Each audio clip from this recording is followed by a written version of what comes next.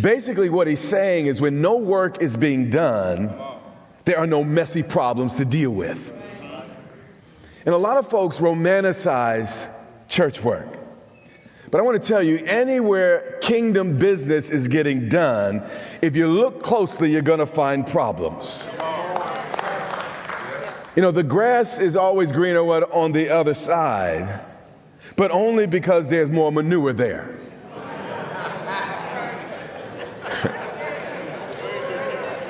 And if there's more grass here and more animals or people being fed, it's because sometimes we're up to our waist in manure.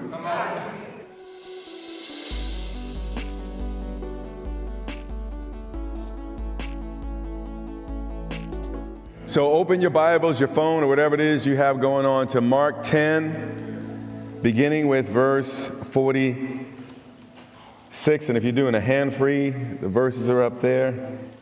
Now they came to Jericho. This was Jesus' last stop before Jerusalem.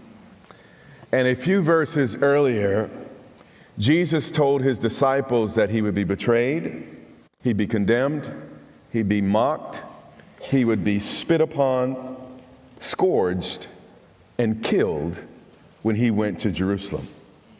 Now, on our highways, usually there's a sign that says last exit before a bridge. And these signs are designed to warn us that if we don't exit, we're going to be locked into a route in which there's no way out. And Jericho here was Jesus' last chance to escape the impending conflict in Jerusalem. You know, the truest test of character is what we do when the right thing and the hardest thing happen to be the same thing. And this is what Jesus was confronted with. As he went out of Jericho with his disciples, a great multitude, so it's a lot of people following Jesus. There's a buzz and people are paying attention. Everyone knew something was about to go down. The hostility between Jesus and the religious leaders had reached the climax, and everyone was waiting for the explosion. Jesus at this point could have turned around and went home where it was far more comfortable. He could have got away from it all. But he was about to perform his last miracle before the cross. So out of this, again, you know, this huge crowd, people thronging, we're introduced to this man named Bartimaeus. It says, blind Bartimaeus, the son of Timaeus. And that verse lets you know this is not a mythical person. This is a son of somebody. This is somebody that meant something to a family. This was a man with a history. And this man sat by the road. And if you were there, you would say the atmosphere was palpable. Jesus was heading toward Jerusalem, and it was about to happen. It was about to go down. And everybody, you know, wanted to see what was going to happen. I may have told you before, but when I was a youngster, when there was a fight after school, you know it because that bus would be overrun with kids. And what would happen? Because everyone wants to see a fight. And so you know, when there was a buzz and you know, there was, you know, it could be the 6 bus, everyone was getting on the 6 bus, you almost wanted to get on the bus, even if you wanted to see the fight, just to be with everybody else. But this is what was happening. There was this type of electricity in the air. And here you have Bartimaeus begging. I don't really have a problem with someone asking me for something that I could pay back or something I could somehow reciprocate. But a beggar is someone that has nothing to give in return. Begging can be humiliating. But the reality is, my Bible says, humble yourself under the mighty hand of God that he may lift you up in due season. So in some sense, we all come to God as beggars. We have nothing to offer God but our need. But we will see later in these verses, though we come to God as beggars, He never intended for us to stay this way. And when He heard that it was Jesus of Nazareth, now Bartimaeus couldn't see for himself, so he had to hear from others. And the same is true today. People will not see unless we tell them. And this is why we do all we do, and everything within our power to get the word out on the radio, TV, internet, word of mouth, books, articles, whatever. If a camel helped, I drive a camel to church every Sunday. It's by any means necessary. We want to reach our generation, the people we love, with the love of Jesus. So Jesus passing by, there's a mob, he's an important figure. I mean, he's a rabbi, he's an elevator rabbi at this point, the most talked about and celebrated at this moment. And here's this nobody on the side of the road, and he began to what? Cry out. So this was not only Jesus' final stop before he got to Jerusalem or Calvary. Deep down inside, Bartimaeus knew that this was probably his final chance to receive a miracle from God. And when you get down to last and final, life gets a lot more serious, and you don't miss opportunities the same way. You see, sometimes we get so focused on finding the perfect opportunity that we miss the right opportunity. And this on the surface didn't look like the perfect opportunity because there's so many people. Jesus had place to go, people to meet, things to do. But nonetheless, he knew it was his moment, and you don't want to miss your moment with God. It took me a lot of years to understand this, but I've learned that I have to spend more time focusing on progress than perfection. You see, you have critics that, well, when you get something slightly wrong, they're just going to, they have their soapbox and they're just going to milk it for everything it's worth. But the goal is not to be perfect. The goal is to make progress. And I want to disabuse you of a notion. We kind of think that progress kind of happens in a neat way. But the reality is progress is very, very messy. I want to take you to a proverb that has helped me, Proverbs 14:4. The writer says, where there is no oxen. Now, what's this deal with oxen? Well, oxen were the premier farm animals or work animals of the day. These were the tractors and the combines of the ancient world. He said, where there are no oxen, the manger is clean. Basically, what he's saying is when no work is being done, there are no messy problems to deal with. And a lot of folks romanticize church work. But I want to tell you, anywhere kingdom business is getting done, if you look closely, you're going to find problems. The grass is always greener on the other side, but only because there's more manure there.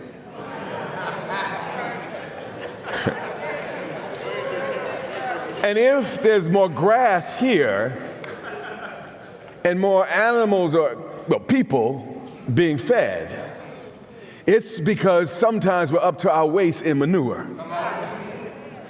We think Jesus just came down and just spoke and everything went well. Well, first of all, it took him probably at least a year for him to get all 12 disciples. You think he just started with all 12. No, he just started with a few. And then that grew over time. And then with that, he had some years of popularity, but then people got mad at him and started kicking him out of the synagogue. So he had to preach outside the synagogue to people. And then by the time he died, there was such tension and all the rest. The chief priest is like, well, let this man die for the nation because he's all these messianic expectations and everything. Let's kill him to save the nation because if we try to fight Rome, even Jesus couldn't defeat Rome. But the point is, you kind of have this notion that, he just kind of called some men off the shore and said, hey, leave your boats, come follow me. That's not what happened. They followed him for a while, and finally they left, and there was some progress. There was a process involved in what happened. Where there are no oxen, the manger is clean. So you want to go to a perfect church, go to a church with no people.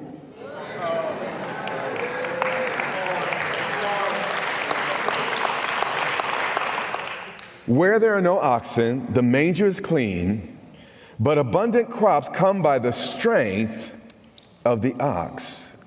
Proverbs is saying the mess of the oxen is worth it. And if you can't handle mess, you cannot handle success. One of the most powerful things a woman can do, one of them, is have a baby. But how many of you have been in the delivery room? How many of you know how messy that room becomes? I know in the movies when you watch it, you know, she goes in with a bump on her belly, and then you see the part where the doctor hands her the baby, everyone kisses and smiles, but that's not, let me tell you, that's not the way it happens. It's one of the most beautiful messes you will ever see. You see her strength, but you're almost afraid for her at the same time. And my wife's so little, I was like, I didn't know that she had that type of strength in her to put, it was my last one was a 9-pound baby. Yep.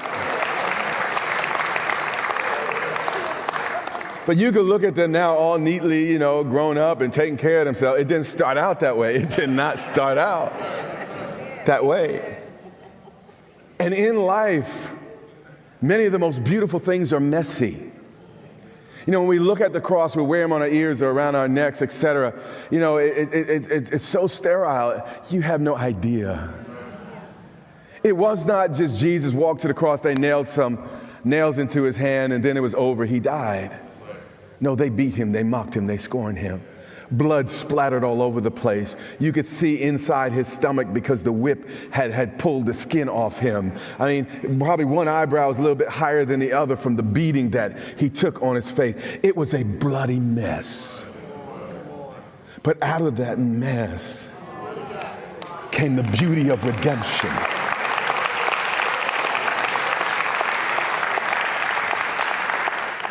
So many of us, you want to give up, you want to walk away because it's messy. No mess, no success. All success comes with a little bit of mess. Mark 10:46. So Jesus is going to Jerusalem. Of course, you just want him to have a straight shot and all the rest. Got a lot of things on his mind. He's about to be killed. It's been prophesied. He's prophesied that he's going to die. If I was going to get tortured and maimed and all the rest of the stuff, I'd have that on my mind. But he's on the way, and he hears something. It says, Nicodemus, or he began to cry out and say, here's what I've learned with God. You get out what you put in. Jesus said it this way, the measure you meet shall be measured back unto you. You know, I've noticed that the world makes room for passionate people, but so does God. Yes. James says it this way, draw near to God, and he will, or God will, draw near to you. God always gives us back more than we give him. He will be indebted to no one. God has no need. He's self-sustaining. In fact, the Psalm said, now, if I had a need, I wouldn't even tell you. I own a cattle on 1,000 hills. You know, you need to understand, I don't have need. Now, we understand neediness because we're creatures. I need the air to breathe. I need the floor to stand on. God doesn't need air. He doesn't need a floor. He doesn't need us.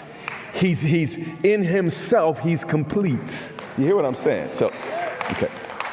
So God says, draw near to me and I will draw near to you. God gives back to us, but what I want you to understand is proportional or commensurate. Life either shrinks or expands in proportion to your courage to take a God-sized risk.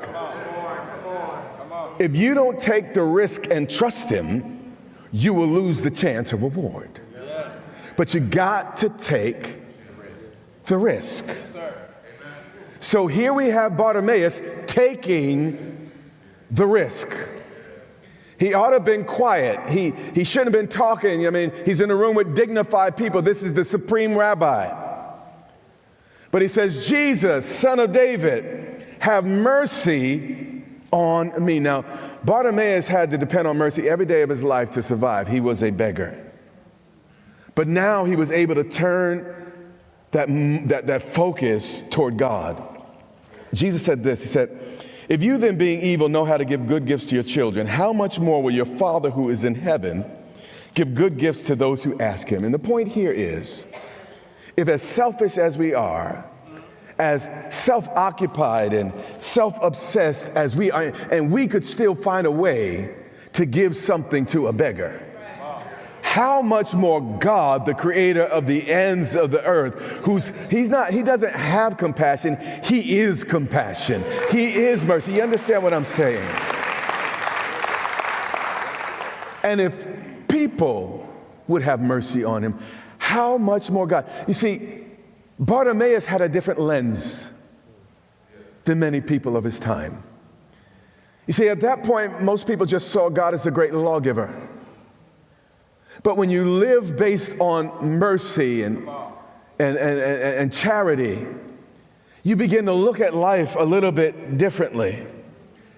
And he recognized that every kind deed that a human did was basically a reflection of the image of God. Now here's the deal.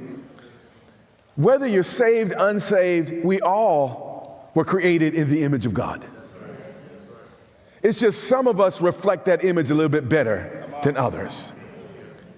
So every act of kindness, he saw the image of God. I could watch a movie with people that hate God and are flaunting, their lives, against the purposes of God. I could still see kindness. I could still see mercy. Sometimes I could even see courage, because we're created in the image of God. We are image bearers. And if we as bearers can be kind at moments, how much more our loving and faithful God. 48. Then many warned him. Most translations say they rebuked him or they spoke to him roughly. And they said, be quiet. See, everyone's not going to always appreciate your passion. Everyone's not always going to understand your cry. Haters are going to hate. That's just the way it goes. But a lion never loses sleep over sheep. In fact, tonight when you go home, text your haters, dear haters, I have so much more for you to be mad at. I mean, I got so much more for you to get upset about. Just be patient. I'll get to it. Y'all know I'm joking. Do not text anyone. But watch Bartimaeus. But he cried all the more. He could have walked away offended and insulted by the Jesus crowd, but y'all supposed to be Jesus followers. I thought y'all were like Jesus. But let me tell you something, church people will hurt you. Yeah. Somebody's like, amen. Church people will disappoint you. But you have to decide why you are here. Yeah. Are you here to receive from God or get applause from people? I mean, I love you and care about you, but let me tell you something. I'm living for an audience of one. And as much as I love you, I'm not going to let you get in the way of my relationship with God. I'm going to seek it with my whole heart, mind, and strength. You can sit on the sideline, you can talk about me, but I'm not going to let you get in the way of my relationship with God. I don't care, bishop, apostle, deacon, I don't care who you is or think you is or are. Ain't nothing you going to do Imagine a woman I'm not married to smack me in the face, and I'm like, well, you know what? I'm not going to kiss my wife anymore. What?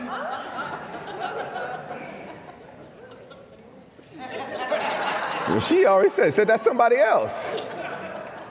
Yeah, people hurt you. But God got hurt for you. Wounded for our afflictions. By his stripes. So are you really going to walk away from God because of people? And if you do you really know God?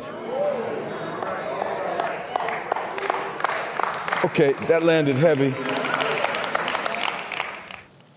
But he cried out all the more. The crowd was like, Jesus has more important things to do than to help you. And you're a zero, you are nothing, you're a nobody, you're a beggar. And Jewish people thought if you were a beggar, you were the lowest type of low, and you must have done some major sin to have that type of life. But it doesn't matter what people say about you. It matters what God says about you. And then what you say about you, that God says about you. Here's the deal. If God thinks I'm worth it, who are you to argue? Who am I to argue? If divinity would take the beating he took, get nailed to the cross in my place because God saw value in me, who are you? Who is someone else? Matter of fact, who am I to say I have no value when God has shown that I have more value, or at least as much? I mean, I know the more, I don't know how to say that. I almost want to clean that up. But God gave up Jesus for you. It is blasphemous. I know this sounds crazy, but it's blasphemous. You are saying God's dumb. Jesus had no sense to go to the cross for you. If you say you have no value, it's blasphemy. You are significant. You are important. You are an image bearer. You may not do everything right, but you are God's child. You belong to him. My little baby boys did not always do everything right, but they were mine. They belong to me. I changed the diapers. You hear what I'm saying? Fixed the things they broke. Went to the school meetings. They were mine. And you may think whatever you want to think, but you belong to God. You are God's property. And if God sees value in you, who are you to argue with God? But he cried out all the more. And you got to learn, when people let you down, you got to turn it up. You got to let the fire that God has sparked in your heart burn stronger than the winds that blow against it. The challenge, and a lot of times, I deal with it too. You get down, you feel depressed, and all different types of things. But a lot of times, the real issue is not your bend or necessarily what happened, as much as sometimes your fire is just not burning bright enough. Yes. You see, when I'm out on my deck, we light fires, particularly in the fall, and the family gather around it, and we tell jokes, laugh, and all the rest of the stuff. But we make sure the fire is hard enough such that, if a little wind blows, it doesn't go out. And the reason many of us are so sad and depressed, because we never let our light shine. We never really let our fire burn. And if you see how easy a wind can blow out a match. How many of y'all used to smoke? I know none of y'all used to ever smoke. But those of you who knew somebody who smoked, you had to do all this to light your cigarette, those who knew. Yeah. But when you have a torch, You hear what I'm saying? When your fire's burning bright, there's no little light wind that's going to put it out. And some of us are so easily offended because we're so little bit on fire. But if we let our fire burn, I'm going to back up. I feel I'm touching some things, but not back up from the point, but back up from the text for a second to dig into this.